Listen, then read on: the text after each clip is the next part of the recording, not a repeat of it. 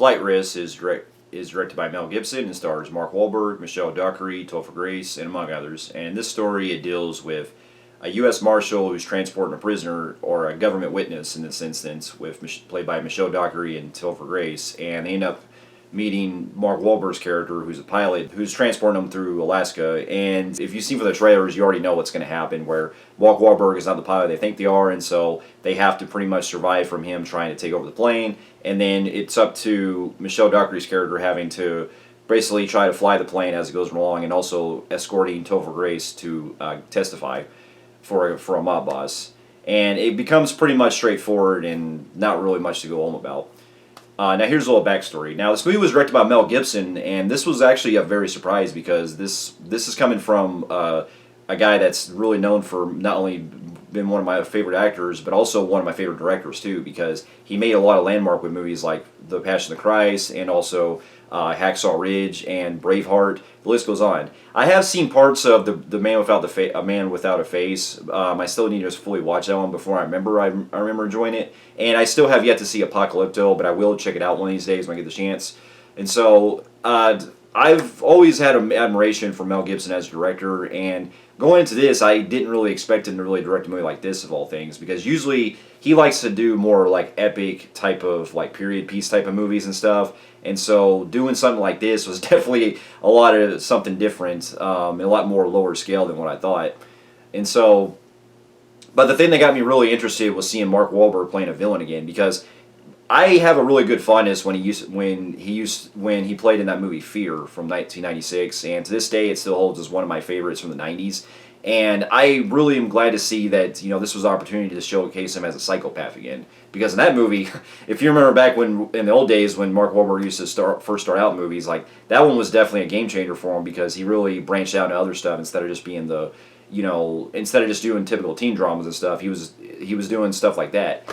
And also, he was then being and getting a lot more grittier roles around that time, especially when he was doing Biggie Nights and stuff. And so, going into this, I just kind of have just moderate expectations. I was curious, but I also kind of figured, well, this is also being dumped in January, where it's a month that really gets to the dumping ground. So it's not really given whether this movie was going to be good or not. But I figured also with the talent involved, maybe this definitely had a chance. Well, I can say that upon seeing the film, I can say that, well, I didn't hate it like a lot of others did, and I certainly don't think it's a great movie. I will say that it's not necessarily as bad as I thought it would be. And it certainly does have a lot of fun factor, especially given what the movie does. And the movie has definitely saved a lot from Mark Wahlberg and also Michelle Dockery, and Gibson's direction as well.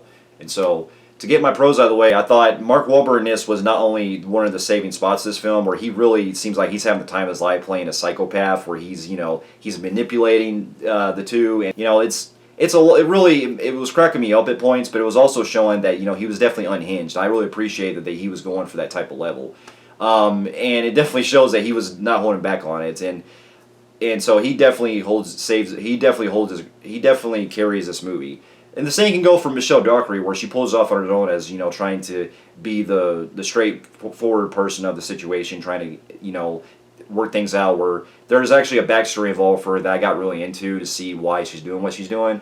But I did also question the longevity behind some of the writing in this that comes on later on, because I'll get into my cons later, but that falls into a lot of the problems the movie has, where it feels like there's a lot of things that could be resolved very quickly that's not really done, because the movie just ends up getting like stretched out too much, like basically stretched out to make a whole movie.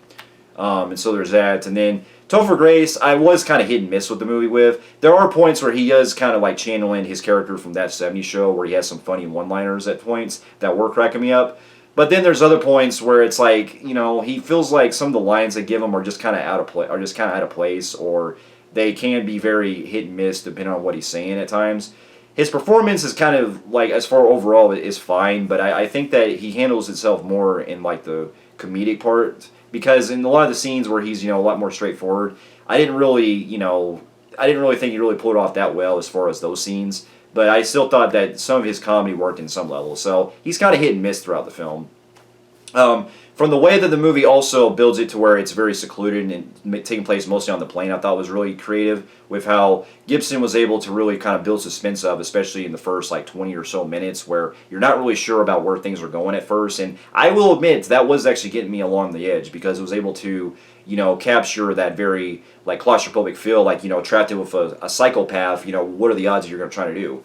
And the way that you're also, being out in the with all the weather going on with the snow and everything, it definitely is. The cinematography really blends well with that, and I love the snow atmosphere.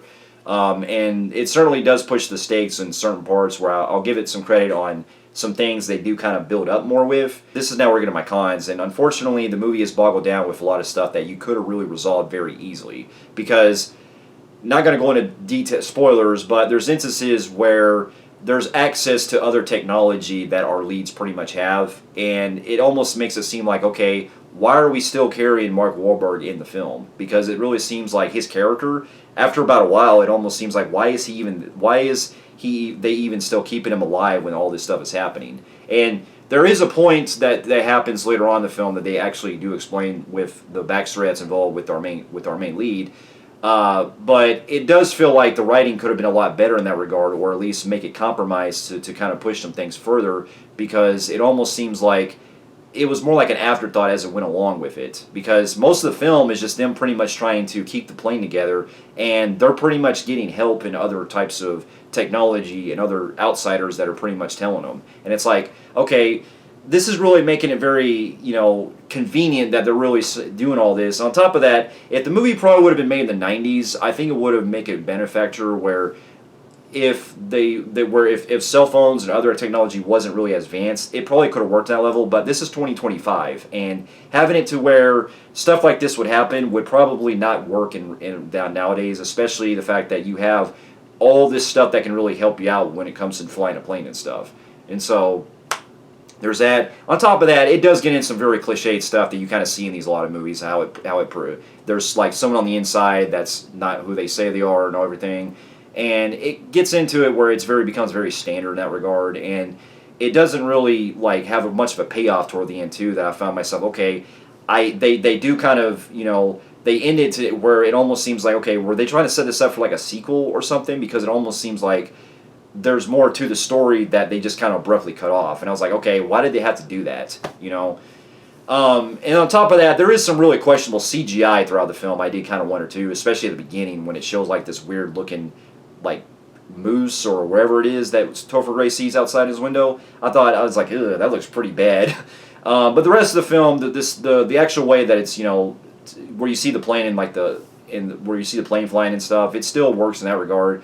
Because they were able to mix in a lot of great aerial shots and everything, and so for the most part, I was still kept myself engaged, but at the same time, it was like, man, they really needed to really pump the stakes further in this, because there's even comes to a point later on in the film where, and it's kind of misleading from the trailers, where you think that someone is going to basically either turn or not turn, but kind of be more like adding more of the stakes up and stuff to like make the movie like adding more tension and stuff. But they don't really go that far with it, and I think that was a really missed opportunity in that regard.